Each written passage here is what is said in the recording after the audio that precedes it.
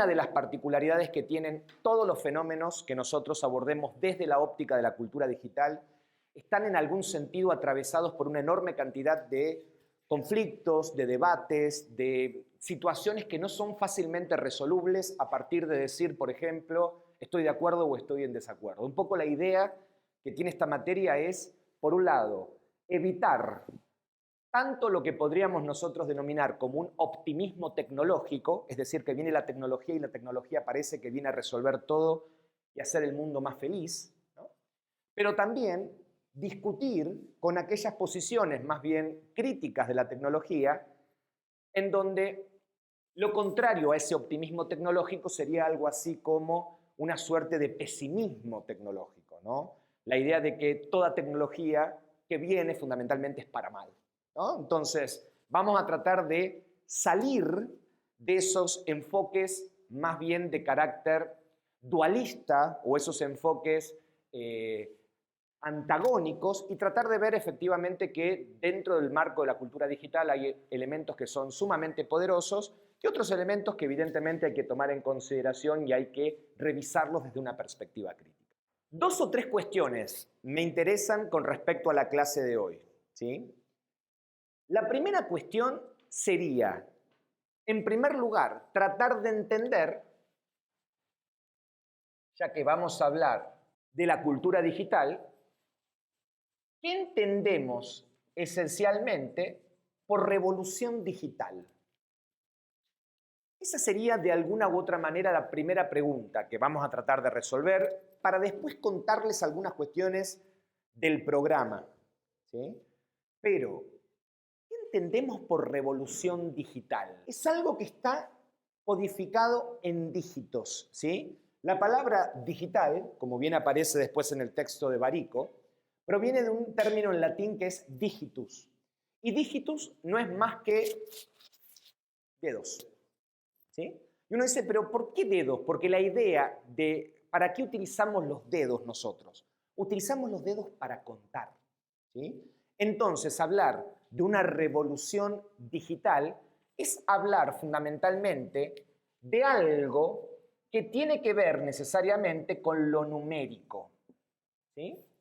¿Por qué lo numérico? Bueno, porque lo que hace esencialmente lo digital o lo que introdujo fundamentalmente la revolución digital es la posibilidad de transformar prácticamente todo el mundo, nuestra realidad, en una serie o en una secuencia de dígitos.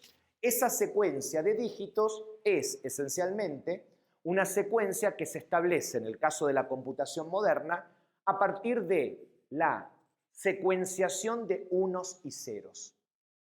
¿Sí? ¿Se entiende? Por lo tanto, la idea es que lo digital no es más que una traducción de nuestra realidad a un lenguaje numérico. Y ese lenguaje numérico no es más que una secuenciación de unos y ceros. Para explicar esto es importante, uno dice, bueno, pero esto qué abstracto, qué complejo, etc. La idea fundamentalmente en el caso de la cultura digital es que la cultura digital de alguna u otra manera se contrapone a lo que podríamos nosotros denominar el mundo o la realidad analógica. Lo analógico es lo contrario esencialmente a lo digital. Un ejemplo, ¿sí? Para que de alguna u otra manera quede claro esto, porque vamos a ver cuáles son las ventajas y las desventajas de lo digital propiamente dicho, y después vamos a ver cómo surge esta revolución. En primer lugar, vayamos por algo muy sencillo, ¿sí? ¿Ven el color de remera que tiene la compañera, que está tomando mate ahora? O el mate más que la compañera. ¿Qué color tiene ese mate? ¿Es color? Verde, perfecto. El color verde es un color, un verde manzana, perfecto. El color verde es un color que existe en la realidad, estamos todos de acuerdo, ¿no? Ese color que existe en la realidad se puede producir analógicamente. ¿Cómo se puede producir analógicamente el color verde? Mezclando 2 colores primarios que son el azul y el amarillo. ¿Sí? ¿Se entiende? Entonces, yo agarro azul y agarro amarillo, los empiezo a mezclar y me empiezan a dar diferentes tonalidades de verde. Si me pasé del azul, seguramente el verde que me arroje el resultado va a ser muy diferente al mate de la compañera. Si me paso de amarillo, más probablemente sea un verde manzana. La idea es que en el mundo analógico hay una lógica de la continuidad. Más amarillo, más azul, me da distintas tonalidades de verde. ¿Se entiende?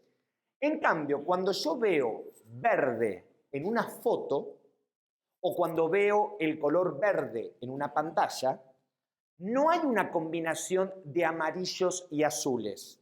Lo que hay fundamentalmente es una secuenciación de ceros y unos. Entonces, lo que genera fundamentalmente la idea de la digitalización, ¿qué es? Es traducir ciertos aspectos de la realidad a un lenguaje numérico. Entonces, si yo en este momento busco en internet y pongo verde manzana y me aparece una foto de verde manzana y que va a ser exactamente, no digo exactamente igual, digo parecido al mate de la compañera, ¿qué va a suceder? Ese verde manzana no está compuesto por amarillo y azul. Ese verde y manzana quizás es, y entonces, y la diferencia con respecto a un verde más oscuro es un cambio en esta secuenciación de ceros y unos. ¿Se entiende esto? Lo mismo, otro ejemplo, esto con respecto al color. Imaginemos otra situación. ¿Saben ustedes que los relojes pueden verse como relojes analógicos y también como relojes digitales, ¿no? ¿Qué sería un reloj analógico? Los relojes se inventaron aproximadamente en el siglo XII, siglo XIII. De hecho, van a ser sumamente importantes para garantizar, en primer lugar, ciertos cambios en relación al uso del tiempo, pero también fundamentalmente para permitir la aparición del capitalismo como sistema económico. Es decir, que nosotros utilicemos una forma de cronometrar nuestra vida, es una invención relativamente reciente en la historia de la humanidad. Tengan en cuenta eso. Cuando digo reciente estoy hablando aproximadamente de, no sé, 700 años, no sé, 800 años aproximadamente. Bueno, ¿qué pasa con el reloj analógico? El reloj analógico lo que describe fundamentalmente es un movimiento continuo de una aguja que hacemos que el tiempo que tarda una aguja de ir de una hora a otra sea exactamente de 60 minutos. ¿Sí? En cambio, cuando nosotros hablamos de un reloj digital, en los relojes digitales la aguja no va, en principio, de forma analógica yendo de manera continua. Es como si en términos digitales utilizara la lógica del segundero. Tac, tac, tac, tac. ¿Se entiende? ¿Qué sería esto? 00001, 0001111, 00, ¿se entiende? Va a ir cambiando claramente en términos de que las 2, ¿sí?, y 25 representan ¿qué? Un determinado número, una determinada secuencia numérica. ¿Sí? ¿Se entiende? O lo mismo, podríamos decir nosotros en última instancia, un termómetro. ¿Qué pasa con un termómetro? ¿Cómo funcionaban los termómetros analógicos? Con mercurio. El mercurio en este sentido tiene un determinado comportamiento con respecto al calor.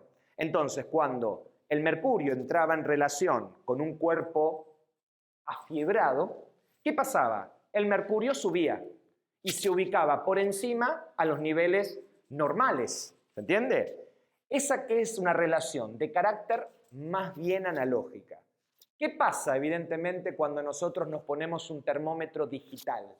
Ponemos el termómetro y vemos en la pantallita que aparece 38.9. Bueno, ¿qué es ese 38.9? Es esa comparación o esa relación analógica, pero traducida fundamentalmente en términos numéricos. ¿Sí? ¿Se entiende esto? Hablar, entonces, de la cultura digital es hablar sobre cómo diferentes circunstancias o diferentes aspectos de nuestra vida cotidiana, de alguna u otra manera, terminaron como transformándose a un lenguaje diferente, ¿no? Ese lenguaje diferente es el lenguaje digital, que contrasta drásticamente con lo que podríamos nosotros denominar el lenguaje analógico. ¿Sí? ¿Se entiende? ¿Estamos con eso? Ahora bien, de la misma forma entonces en que podemos hablar de aspectos analógicos y aspectos digitales, bueno, hay cosas que de alguna u otra manera no son susceptibles de digitalización, ¿sí? Por ejemplo, no sé, la comida, digamos, nosotros no nos alimentamos con ceros y unos, ¿sí? Obviamente una fotografía sí puede ser digitalizada, por ejemplo, la música puede ser digitalizada, pensemos la música analógica, ¿qué sería? Una vibración, un do, ¿no? O un re en una cuerda de una guitarra no es más que una vibración. Se puede equiparar esa vibración con una instancia numérica, pero evidentemente no es lo mismo, ¿sí? Lo analógico y lo digital cambian drásticamente. En ese sentido uno podría decir, por ejemplo, que desde el punto de vista de lo analógico, bueno, analógico podría ser un disco de vinilo, ¿no? ¿Por qué el disco de vinilo? Porque el disco de vinilo lleva una grabación, ¿sí?, en un determinado material que cuando la púa pasa por allí, reproduce esa marca o esa huella estructurada allí. En cambio, en un CD no existe esa huella. Lo que existen son valores numéricos, que lo que hacen es imitar, lo que hacen es copiar, lo que hacen es reproducir en un lenguaje diferente aquello que existe verdaderamente en el mundo analógico. ¿Me siguen con esto? ¿Sí? Pensemos, ¿no? Termómetros, colores, mensajes, ¿no? Cuando yo, por ejemplo, digo, bueno, ustedes están escribiendo de forma analógica, ¿no? Yo estoy escribiendo de forma analógica. ¿Por qué? Porque estoy dejando una huella, una marca sobre la pizarra. Pero cuando envío un mail o un mensaje de texto, paso ese mensaje a un lenguaje diferente, a un lenguaje numérico, ¿sí? ¿Por qué? Porque el hola, ¿cómo estás? O contestá, desaparecido, no sé, si mandamos ese mensaje, de alguna u otra manera, ¿qué es? Es un conjunto de letras, pero que están de alguna manera registrada como una combinación numérica de ceros y unos. ¿Se entiende lo que estoy diciendo, no? Entonces, a eso le llamamos fundamentalmente revolución digital. La revolución digital sería la posibilidad ¿de qué? De traducir aspectos del mundo analógico a un lenguaje numérico. ¿Sí? ¿Estamos con eso? Bien. Ahora bien, una cuestión con respecto a esto es cuál es la ventaja y las desventajas. ¿Por qué? Primero, ¿por qué creen ustedes que muchas de las cosas que en general identificamos dentro del mundo analógico se están digitalizando? La música, las fotos, los videos, los mensajes, los libros, ¿sí? Bueno, para que no se pierdan, perfecto, pero también existen lugares donde se reserva el mundo analógico o el mundo material, donde en definitiva también es necesario, por ejemplo, hay bibliotecas, hay... Uno podría decir en general que la cultura digital tiene algunas ventajas. ¿Cuáles serían esas ventajas? En primer lugar, la posibilidad de ¿qué? De poder portar, ¿sí? O de poder de alguna manera disponer de una cantidad, podríamos decir, enorme de material que era prácticamente imposible en un contexto totalmente diferente. ¿Qué quiero decir con esto?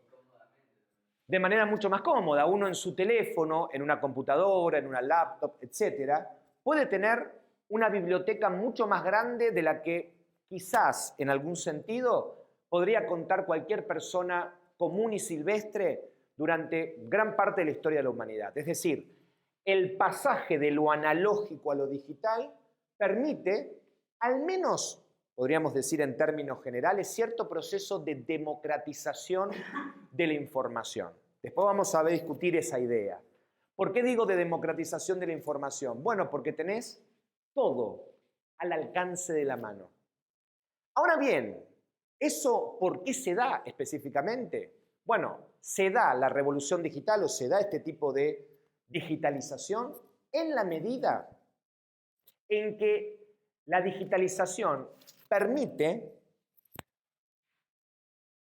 transformar lo material en inmaterial y hacerlo susceptible ¿de qué? De que pueda ser utilizado en las diferentes computadoras. Es decir, lo bueno, lo positivo que tiene la revolución digital es que cuando uno traduce el lenguaje analógico al lenguaje numérico, quizás pierde muchas cosas, pero gana algo. ¿Qué es lo que gana? La posibilidad de procesar rápidamente esa información en una computadora, en unas nuevas máquinas, que vamos a hablar en el próximo momento, que serían este tipo de máquinas informáticas que empiezan a aparecer. ¿Qué serían máquinas informáticas? Máquinas que lo que realizan son cálculos, ¿no? Entonces, ¿por qué podemos nosotros alojar primero muchos libros en una computadora, o podemos alojar muchos videos en un celular, o podemos alojar muchos discos en una, no sé, en una notebook? Porque en definitiva lo que logramos es transformar ese mundo material y analógico en un mundo, podríamos decir, inmaterial, en un mundo informático. ¿Sí? Ese es uno de los grandes avances. Pero también uno podría decir, me lo imagino, en este caso al compañero, si el compañero colecciona discos de vinilo, es porque se da cuenta de algo. ¿Qué se da cuenta? Que lo digital es una copia de lo analógico, pero es una copia, más que una copia, es una imitación de lo analógico, pero que en definitiva hay algo que en definitiva se pierde. Hay un nivel de calidad, ¿sí?, que se pierde.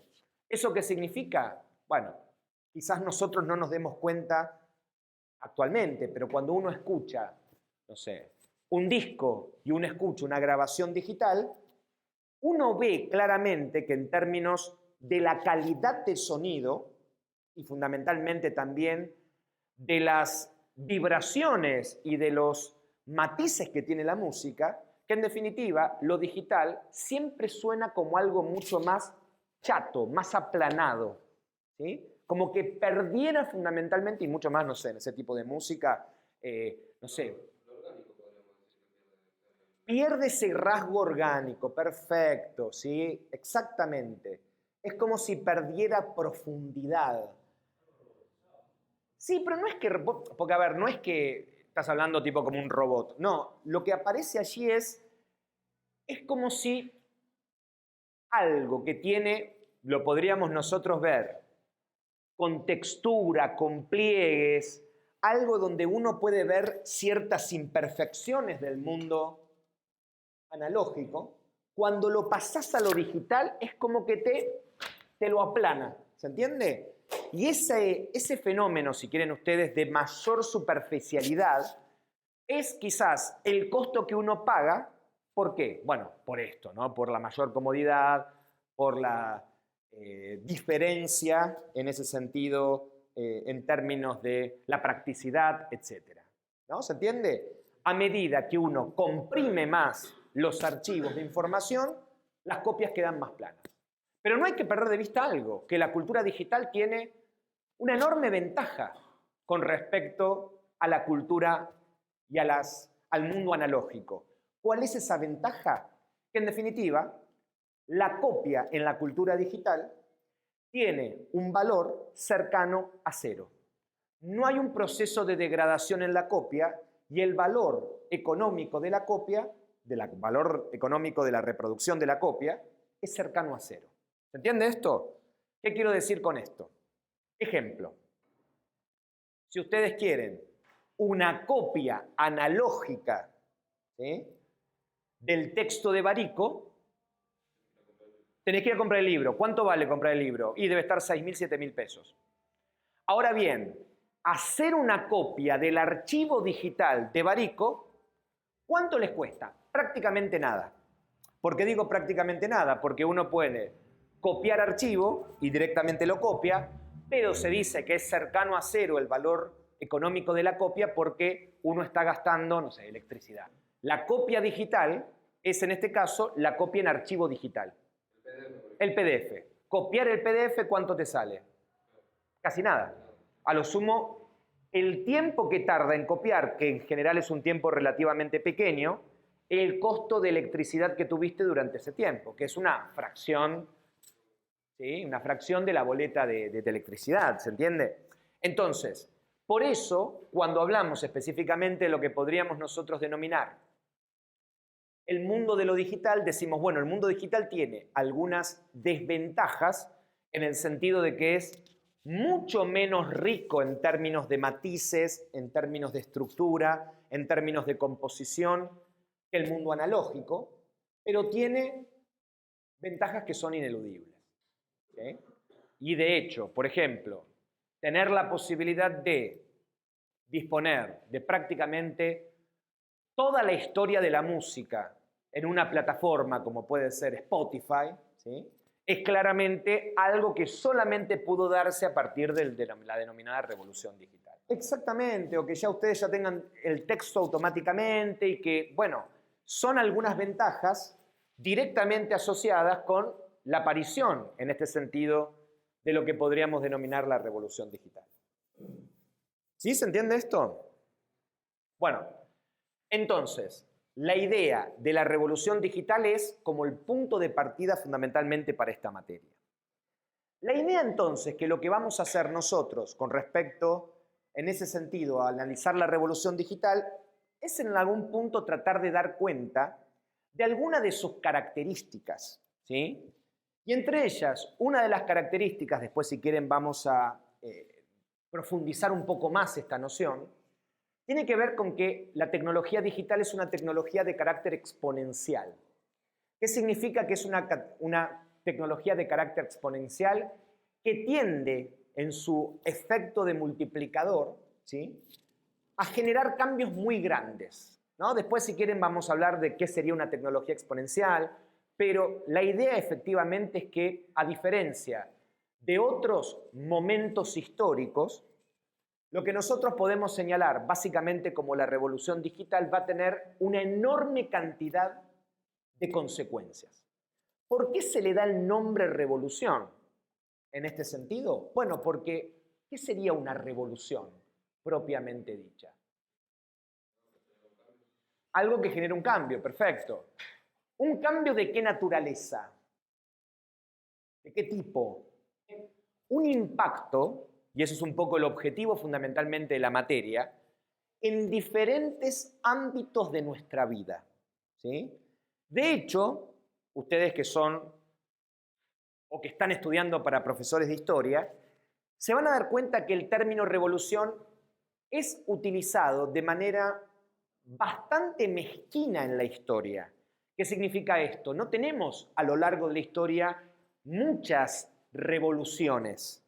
¿Y qué significa que no tenemos muchas revoluciones? Bueno, por ejemplo, la primera gran revolución en la historia de la humanidad, ¿sí?, uno podría identificar, seguramente ustedes lo estarán viendo con alguna de estas materias iniciales, ¿no? Podría ser, por ejemplo, la revolución del Neolítico, ¿no?, la revolución agrícola. ¿Qué significó la revolución? ¿Por qué se le utiliza como concepto revolución agrícola al pasaje al Neolítico? ¿Recuerdan ustedes, no, algo de eso? Bueno, entonces, la idea de revolución nos invita a pensar, por ejemplo, que una revolución no es solamente un descubrimiento.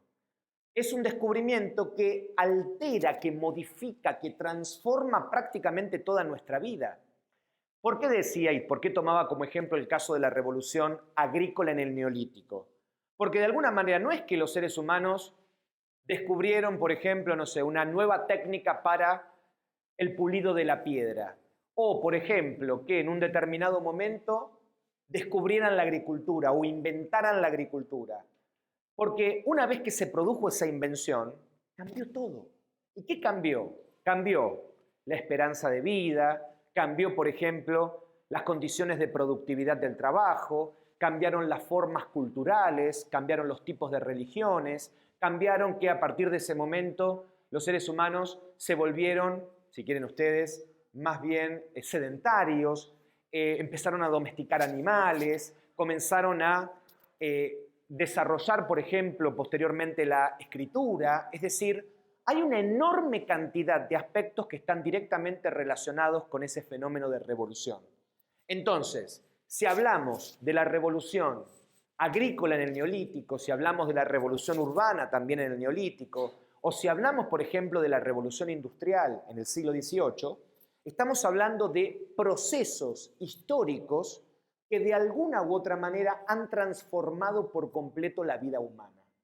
En ese sentido, hablar entonces de la revolución digital nos va a llevar en ese punto a señalar, por un lado, que la revolución digital va a cambiar las distintas formas del trabajo, ¿sí?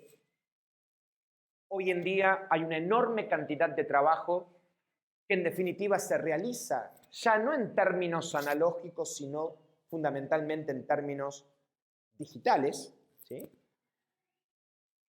La revolución digital también transforma, por ejemplo, nuestra relación con la cultura. La revolución digital transforma también, en ese sentido, las diferentes modalidades de la sociedad. La revolución digital también transforma de alguna u otra manera, podríamos decir, en ese sentido, las formas del poder, algo que vamos a trabajar seguramente en las próximas clases, y la revolución digital transforma, por supuesto, el mundo de la educación. Un poco la materia lo que pretende hacer es tratar de entender cuáles son las transformaciones que la revolución digital ha generado en el contexto de la cultura contemporánea. ¿Se entiende esto? ¿Y cuál sería básicamente la idea? La idea que, bueno, ustedes van a ser profesores de alumnos insertos en la cultura digital. Uno de los grandes problemas que tiene la educación hasta hoy es que en general los profesores, los docentes, no son conscientes del cambio que ha significado, específicamente, la revolución digital en los seres humanos. Bueno, la idea un poco de la materia tiene que ver con eso, con tratar de entender, bueno, si la revolución digital modifica el trabajo, la cultura, el consumo, incluso vamos a hablar de que modifica claramente, hasta podríamos decir, los cuerpos de los seres humanos, ¿sí? La sociedad, el poder, también la cultura, la revolución digital va a afectar evidentemente a la educación. Es decir, hablar de la cultura digital es hablar en principio de cómo se transforma necesariamente la educación en este contexto. ¿Sí? Es decir, un poco lo que se les propone con respecto a esta materia es, en principio, que ustedes vean que el aula ya no es más el mismo aula que existía hace 200 años. En definitiva, la lectura y la escritura ya no son iguales a cómo se desarrollaban fundamentalmente durante el siglo XIX o durante gran parte del siglo XX. Que sus alumnos no tienen los mismos registros de atención que quizás ustedes tenían o tuvieron en algún momento, ¿sí? Entonces, todo eso ha cambiado y la idea en ese sentido es ser consciente fundamentalmente de esos cambios y tener herramientas de alguna u otra manera para poder abordarlos en toda su complejidad. Una de las cuestiones que nosotros vamos a trabajar básicamente cultura digital a partir de la noción de la revolución digital, pero uno podría señalar básicamente que la revolución digital está directamente, o al menos en mi línea de análisis, vinculada fundamentalmente con 3 generaciones distintas de dispositivos, ¿sí? Por lo tanto, uno podría decir, o con 3 tipos de tecnologías distintas. La primera, en general, una de las cosas que vamos a hablar en la clase de hoy tiene que ver con la aparición de las primeras computadoras, ¿sí? Que es un poco como el antecedente más bien representativo, ¿no? del mundo de la cultura digital. La cultura digital nace con la computación moderna. ¿Y qué significa que nace con la computación moderna? Nace con una serie de máquinas que sirven fundamentalmente para calcular y para procesar este tipo de información. ¿Sí? Por ende, esa sería como la primera generación tecnológica que deberíamos plantear. Algo de eso vamos a ver la clase de hoy. Y el texto, o mejor dicho, la película sobre el código Enigma, me parece que es bastante útil porque ustedes van a ver un tipo de máquina, en ese sentido, la máquina de Turing, puesta en funcionamiento, y se van a dar cuenta que a diferencia de otras máquinas, por ejemplo la máquina a vapor, o a diferencia de cualquier otro tipo de maquinaria quizás característica del siglo XIX, la máquina de Turing es una máquina que lo que hace es procesar información. ¿Sí? Entonces, la idea un poco de la clase de hoy es introducir un tipo de tecnología en particular que sería de alguna u otra manera la aparición de las primeras computadoras. ¿Sí?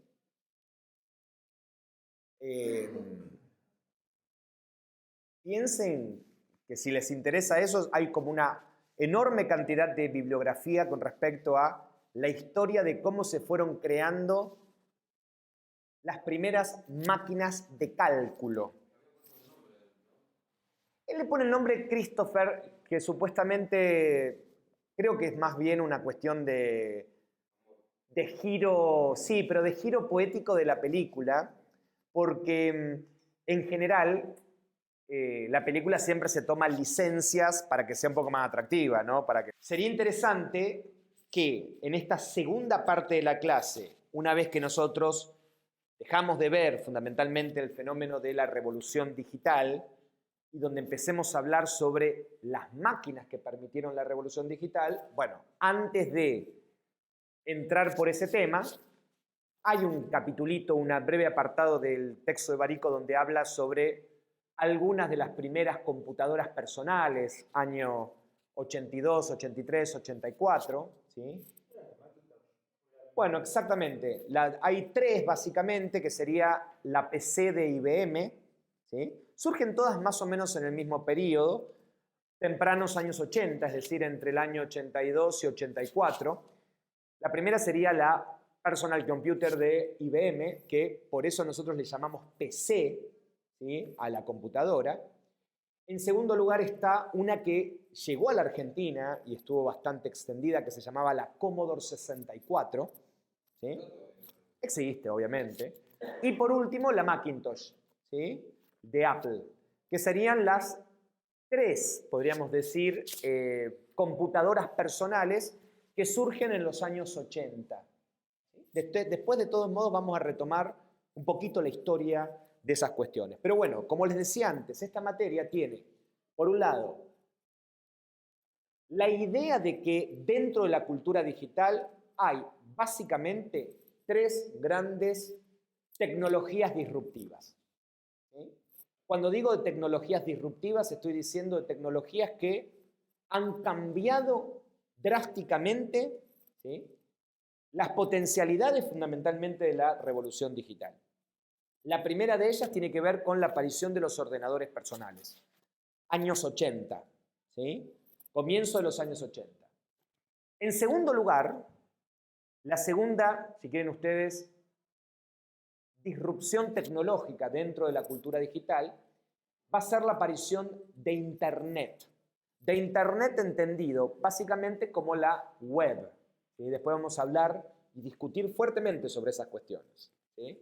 ¿Qué es la web? ¿Cómo surge? ¿Cuándo nace? Etcétera. Hoy vamos a dar alguna que otra referencia al respecto. Y ese tipo de tecnología se desarrolló básicamente durante los años 90. ¿Se entiende? Por un lado, la década de 1980 es la década de la aparición de los primeros ordenadores personales. Y la década de 1990, del siglo pasado, es la década de aparición de Internet. Y la primera década del siglo XXI, uno podría decir en el año 2007 como eje, la aparición de la tercer gran tecnología disruptiva dentro del contexto de la cultura digital, que son los denominados smartphones, ¿sí?, los teléfonos inteligentes. teléfonos inteligentes que logran explotar una beta que hasta ese momento no había sido demasiado desarrollada concretamente en relación con las computadoras personales, como tiene que ver con la movilidad y la portabilidad. ¿Sí? Y el acontecimiento paradigmático de lo que podríamos nosotros llamar esa tercera etapa o esa tercera generación de una tecnología disruptiva es básicamente la aparición en el año 2007 del iPhone de Apple. ¿Sí? Steve Jobs, en esa famosa conferencia, ¿sí?, presentando el iPhone.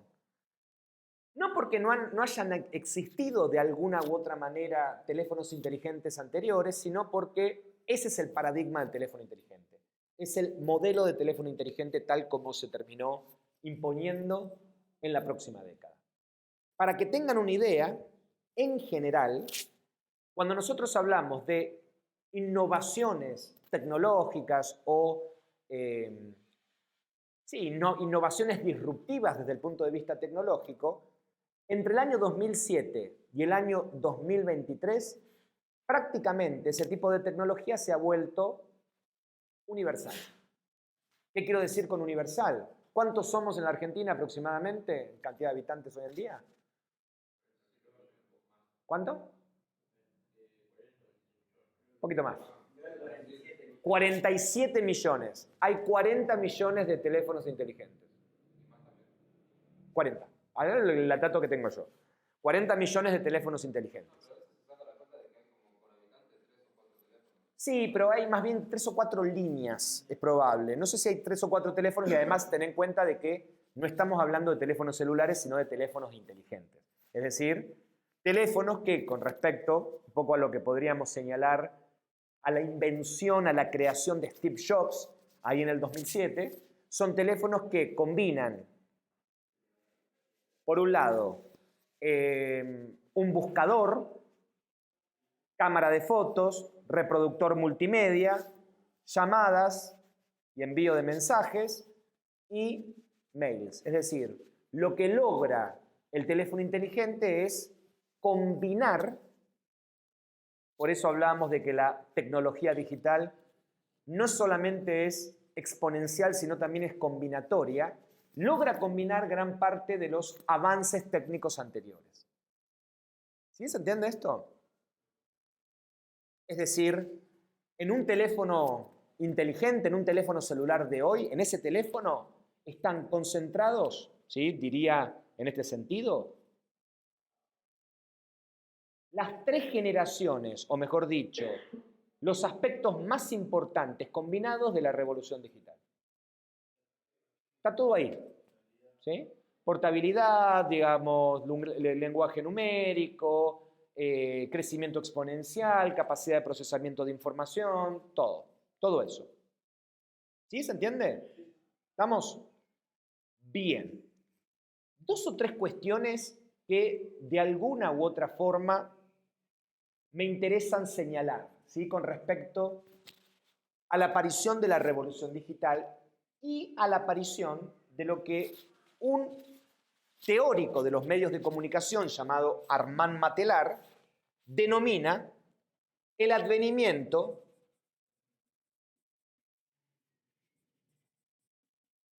de las máquinas informáticas. ¿Sí? La idea entonces de esta última parte de la clase, perdonen que estoy prácticamente corriendo, ¿sí?, es hablar muy básicamente de lo que podríamos nosotros denominar las llamadas máquinas informáticas. ¿Qué serían básicamente las máquinas informáticas? Bueno, las máquinas informáticas no son más que máquinas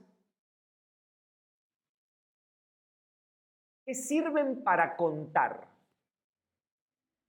Para contar en el sentido de que esas máquinas pueden procesar información basándose específicamente en ese lenguaje numérico.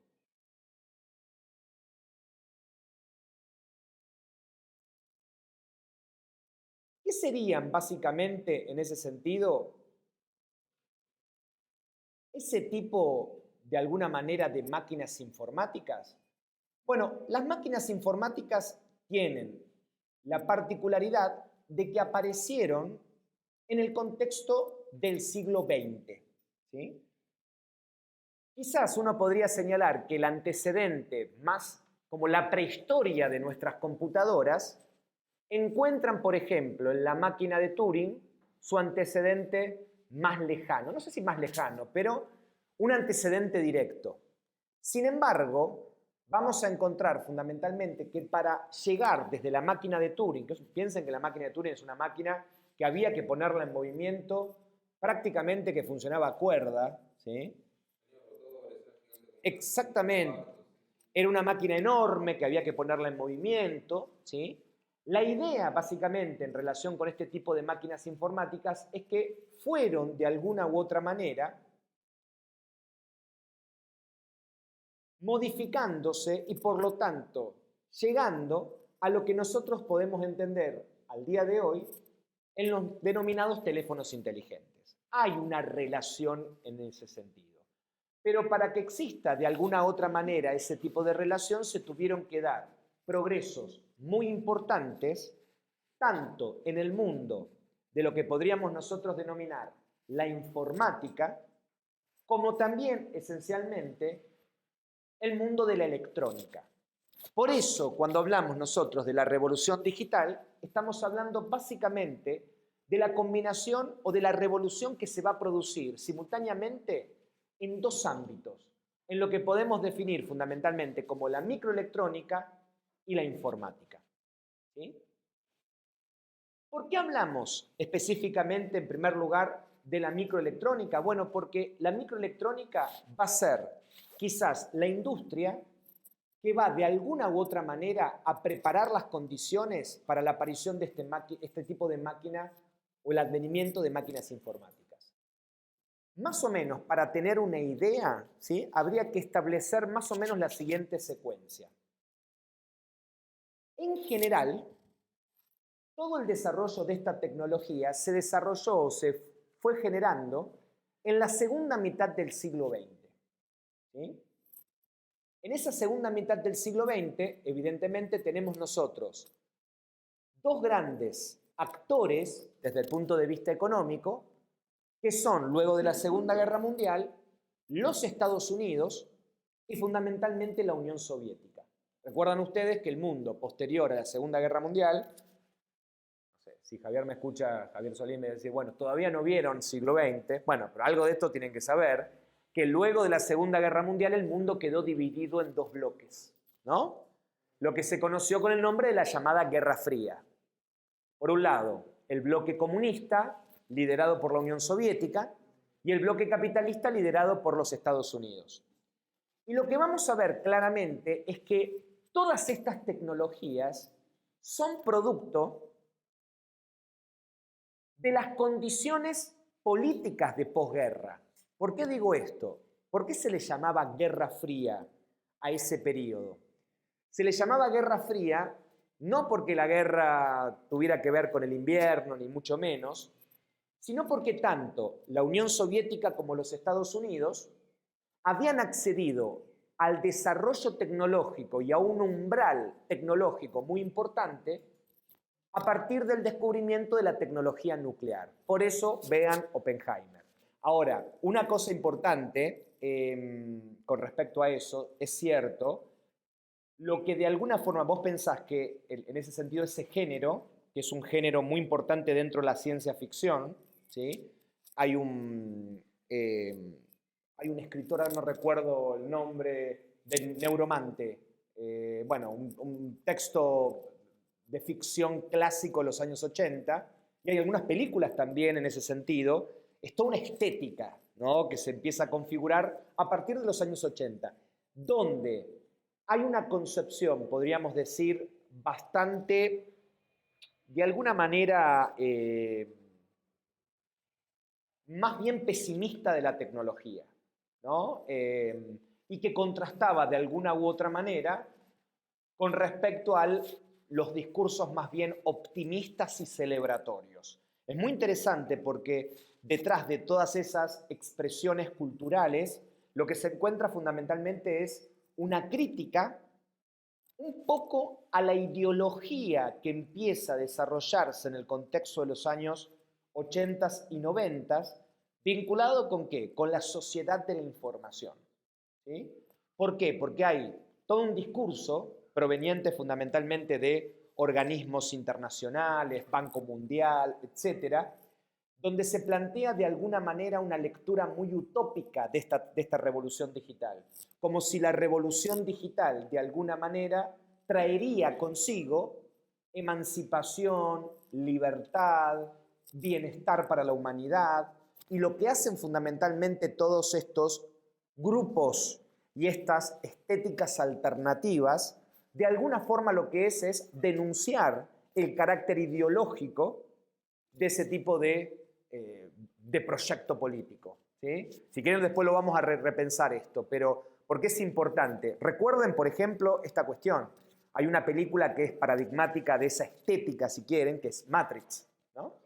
¿Y qué es lo que de alguna manera denuncia Matrix? Matrix lo que denuncia es exactamente, es ese temor, si querés, o es esa distopía, es un término interesante, ¿no? Porque frente a la utopía de la comunicación, la distopía, ¿qué sería?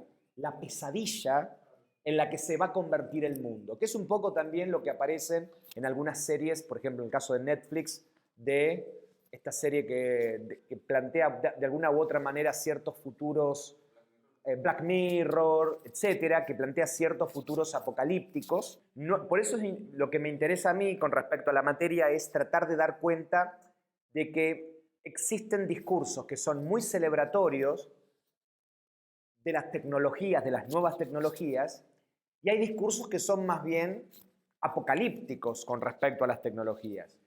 La idea de presentar un análisis de la cultura digital a partir fundamentalmente de esas tensiones nos debería de alguna manera como servir para esto, ¿no? Para ser en algún sentido como más atentos, más competentes, más despiertos con respecto fundamentalmente al impacto que han tenido las nuevas tecnologías en el contexto de la cultura contemporánea.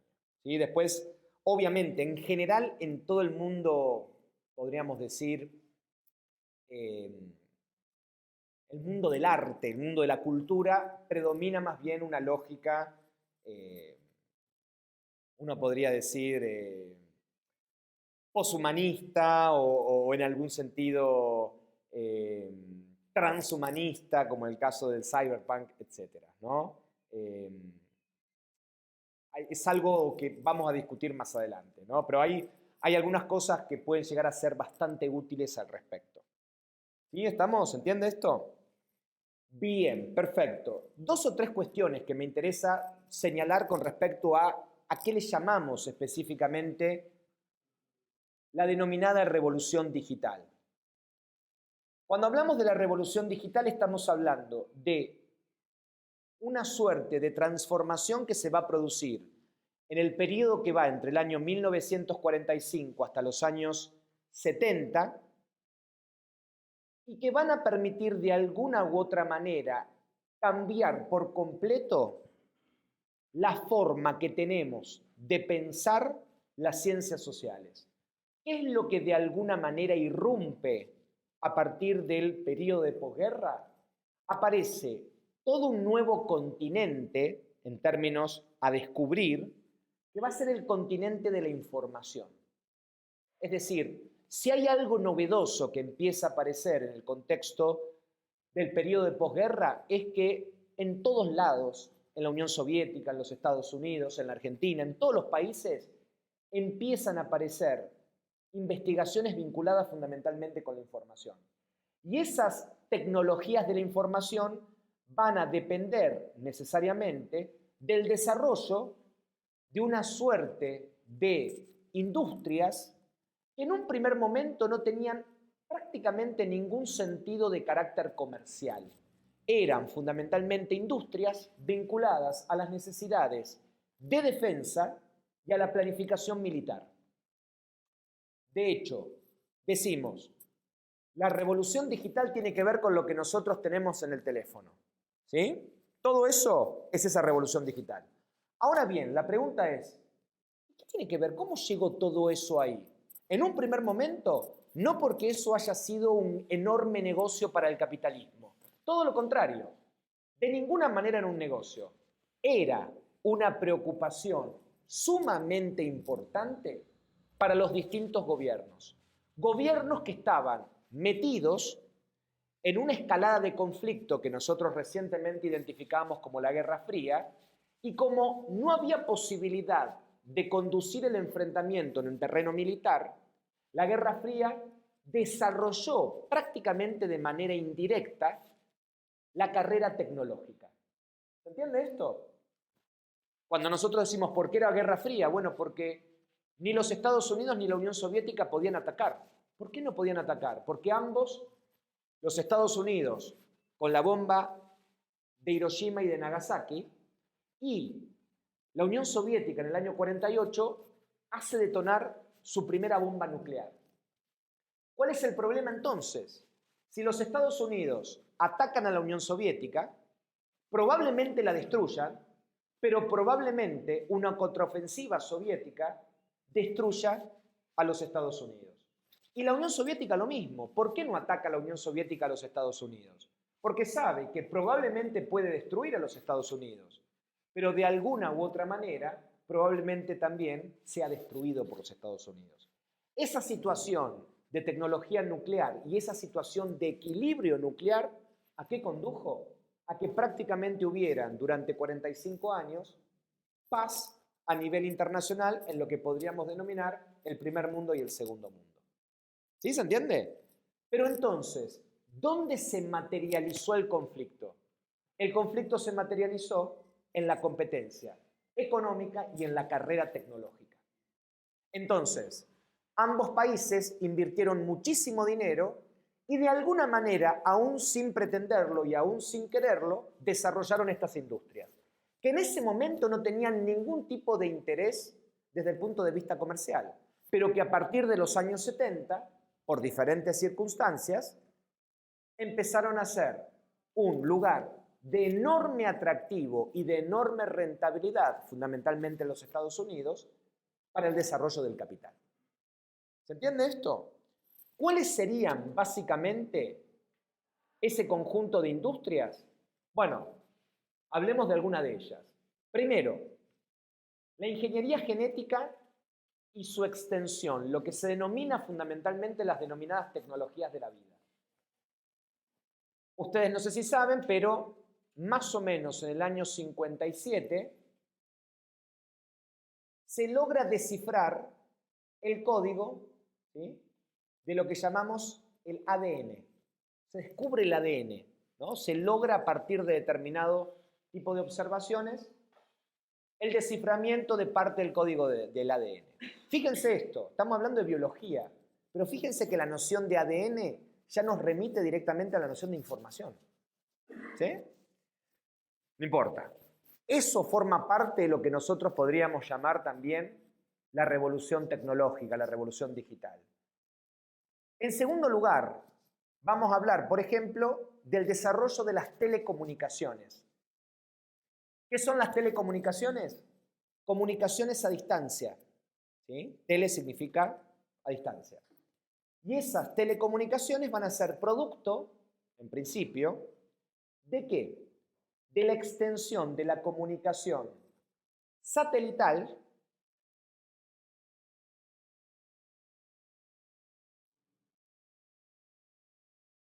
y de formas de transmisión de información por medio de láser. Por eso hay todo un desarrollo de la industria optoelectrónica. Uno dirá, ¿qué está hablando este tipo? Bueno, ¿por qué creen que decimos, ¿tenés Wi-Fi? Sí, me pusieron fibra óptica. ¿Por qué de alguna manera los CDs tenían un láser que se nos ensuciaba? ¿Recuerdan los viejos CDs que se nos ensuciaba? Bueno, porque se descubre a partir de esa tecnología láser que evidentemente existen posibilidades de lectura y fundamentalmente de procesamiento de información. ¿Sí? Obviamente, cuando hablamos del desarrollo de las telecomunicaciones, piensen ustedes que ¿de dónde surge, por ejemplo, la comunicación satelital? Bueno, la comunicación satelital surge a partir de ¿qué? De la exploración del espacio. ¿Sí? De la llegada, digamos, de los primeros intentos de exploración del espacio. Lo que se llamó de alguna manera la carrera espacial, armamentística y la carrera tecnológica. Bien, pero no hay que perder de vista lo siguiente, que piensen esto. Uno dice, bueno, pero ¿para qué hubo toda esa idea de salir al espacio? Bueno, en definitiva, si bien se llega a la Luna, se mira a la Luna y se dice, no hay nada en la Luna, ¿no? No sirve para nada, ese desarrollo fundamentalmente de la carrera espacial permitió, por ejemplo, un crecimiento de las telecomunicaciones vía satélite. Y uno dice, pero ¿por qué es importante las telecomunicaciones vía satélite? Bueno, porque a partir de eso podemos ver, por ejemplo, la Champions League en la tele.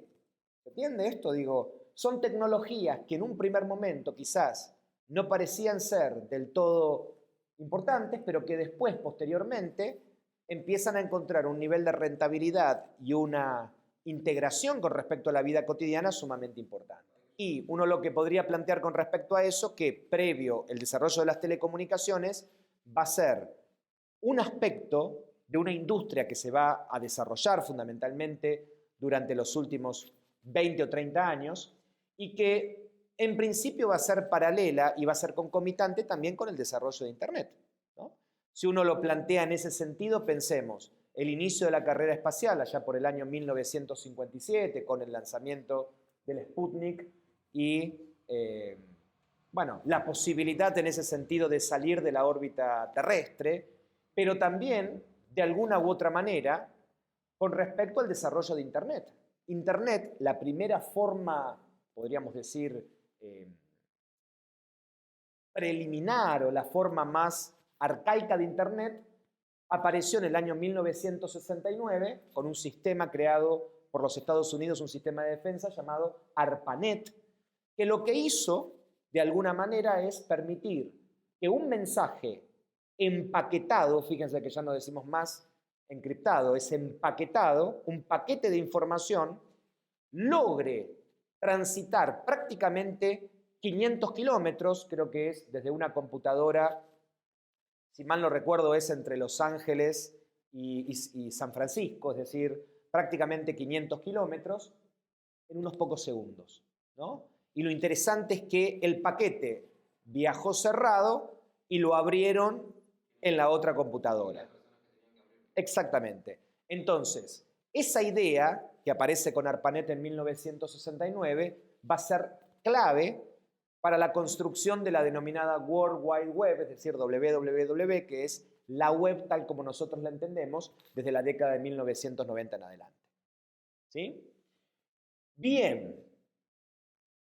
Y por último, lo que en principio nos faltaría con respecto a esto, tiene que ver con el desarrollo de esta industria que habíamos señalado con anterioridad, que es la industria electrónica o microelectrónica. ¿Sí?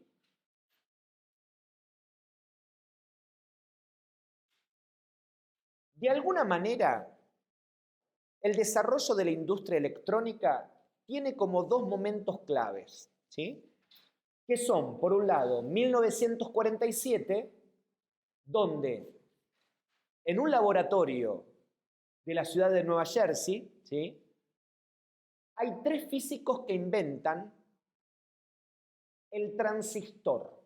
Bueno, la idea del transistor es, recuerden que, por ejemplo, si uno lo puede plantear en ese sentido, la existencia del transistor va a permitir de alguna u otra manera pasar de un tipo de tecnología, por ejemplo, las válvulas, no sé, pensemos en las radios, ¿no? Las radios a válvulas y las radios a transistores, son dos mecanismos diferentes vinculados con el desarrollo de la electrónica. Pero no es importante únicamente la cuestión del transistor, sino que 10 años más tarde, en el año 1957, un tal Bob Noyce, ¿sí? Noyce, como si fuera ruido en inglés, pero con Y y C,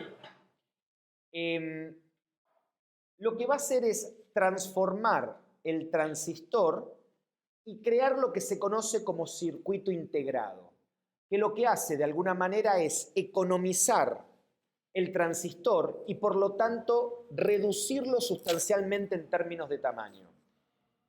Esos circuitos integrados, a partir del año 1957, van a utilizar un material como conector que es un mineral llamado silicio. Por eso, en general, toda esta revolución tecnológica, desde el punto de vista histórico, ¿sí?, se produjo en un lugar geográfico que es fundamentalmente un valle en San Francisco, que hasta el día de hoy se lo conoce con el nombre de Silicon Valley. ¿Por qué Silicon Valley? Porque en ese lugar es el lugar donde se instalaron prácticamente muchas universidades vinculadas con ingeniería, por ejemplo, electrónica y fundamentalmente con ciencias computacionales, etcétera, y donde se instalaron las principales empresas de tecnología que van a participar dentro de esta revolución digital. Por eso la idea de Silicon Valley significaría algo así como valle de silicio. El silicio es ese mineral, que es un mineral derivado de la arena, que se utiliza como conector para los denominados circuitos integrados. Y lo que pasó posteriormente, uno podría decir que ahí es el momento donde aparecen, si quieren ustedes, las primeras grandes computadoras. Piensen que las grandes computadoras de los años 50 eran computadoras que tenían aproximadamente el tamaño de esta habitación, ¿sí? Lo que se va a dar fundamentalmente a partir del año 70, ¿sí?, año 71, por ejemplo, se inventa, a partir del desarrollo de ese circuito integrado, se inventa lo que se conoce con el nombre del microchip, ¿sí? Una serie de ingenieros de una empresa llamada IBM, no es IBM, es Intel, perdón, crean lo que se conoce como el microchip. ¿Qué es el microchip? Lo mismo que el circuito integrado y lo mismo que los transistores, pero como minúsculo, ¿sí? A partir de la aparición del microchip se pudieron empezar a desarrollar una suerte de dispositivos tecnológicos que van a empezar a llamarse de microelectrónica. ¿Por qué? Porque van a tener la particularidad de ser instrumentos o herramientas con procesadores muy poderosos de un muy pequeño tamaño. ¿Se entiende esto? Así pasamos de computadoras del tamaño, podríamos decir, de esta habitación, que podían realizar una serie de operaciones muy sencillas, a computadoras que son fuertemente y sumamente potentes, como por ejemplo nuestros teléfonos celulares, que tienen la capacidad de procesamiento absolutamente desarrollada en virtud de ¿qué? De que se han fabricado microchips, es decir, capacidad de procesamiento de esa información de una manera mucho más potente y de una manera mucho más novedosa. ¿Sí se entiende esto? Entonces, la idea en ese sentido es que, bueno, de alguna forma la revolución tecnológica estaba generando determinadas condiciones, ¿sí?, o estaba en proceso de germinación durante la segunda posguerra, pero de alguna u otra manera ciertos acontecimientos a partir de los años 70, fundamentalmente la invención del microchip, hicieron despegar fuertemente esta industria y por lo tanto transformar la revolución tecnológica de alguna u otra manera, bueno, en un aspecto central de la reestructuración del capitalismo, fundamentalmente de los años 70. La idea concretamente es que una serie de investigaciones dispersas, con fines de alguna u otra manera vinculados con la seguridad y específicamente también con el contexto político e ideológico de la Guerra Fría, terminaron por diferentes circunstancias transformando por completo no solamente la vida humana, sino también el destino del capitalismo a partir de los años 70. ¿Se entiende esto?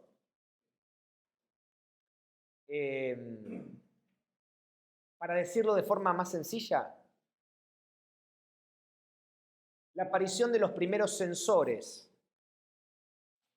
años 60, ¿no? Van a ser dispositivos técnicos vinculados con la electrónica para detectar, por ejemplo, problemas militares, ¿sí? O circunstancias militares, para después que esos sensores se utilicen, por ejemplo, no sé, para cuidar una casa o para que un auto pueda estacionar. ¿Se entiende? Digo, la idea es que ese tipo de tecnología se ha desarrollado primero con una determinada intencionalidad y con determinados objetivos, pero que esa tecnología ha sido revolucionada a partir fundamentalmente en que se ha convertido en un producto de consumo masivo. ¿Sí? Entonces, que nosotros tengamos hoy en día microondas, se lo debemos de alguna u otra manera a la carrera espacial. Y no iban a prender fuego para calentar la comida adentro de una nave, ¿no? Donde el oxígeno prende fuego y volás automáticamente. Entonces, repito entonces lo que vimos la clase de hoy, un poco para que quede sintetizado en algún sentido. Estuvimos viendo fundamentalmente a qué nos referimos cuando hablamos sobre la revolución digital y estuvimos viendo que esa revolución digital fue posible en la medida en que se fueron desarrollando una serie de maquinarias totalmente distintas a las maquinarias existentes hasta ese momento, que son las denominadas máquinas informáticas. ¿Qué son las máquinas informáticas? Máquinas que pueden procesar información. ¿Sí? Esas máquinas informáticas fueron la condición de posibilidad, ¿para qué? Para el desarrollo de lo que podríamos de alguna u otra manera llamar revolución digital. En algún sentido, que esa tecnología orientada en un primer momento en términos de seguridad y fundamentalmente de conflicto militar en el contexto de la Guerra Fría, fue necesario específicamente que el capitalismo lograra revolucionar una serie de tecnologías ¿para qué? Para que de alguna u otra manera esas tecnologías estuvieran al alcance de todo público. ¿Sí? ¿Se entiende? Una de las cosas que rápidamente aparece con la invención del microchip es que uno de los ingenieros de esa empresa llamada Intel, ¿sí? Un tal Gordon Moore, planteaba fundamentalmente esto, que hay un enorme potencial en esta tecnología, porque esta tecnología lo que va a lograr, ¿qué es? Que año tras año se creen productos más potentes y a un menor precio. La idea es que, en principio, que existan hoy 40 millones de celulares inteligentes es porque se ha abaratado considerablemente el valor de los sensores, el valor de las cámaras, el valor de la memoria, el valor de los discos rígidos, etc. Es decir, todo eso pudo darse evidentemente a partir de este fenómeno revolucionario. ¿Sí? Y ese fenómeno revolucionario comienza esencialmente en el plano de lo material, ¿no? En la aparición de estos nuevos dispositivos que van a cambiar por completo, bueno, la vida humana en general.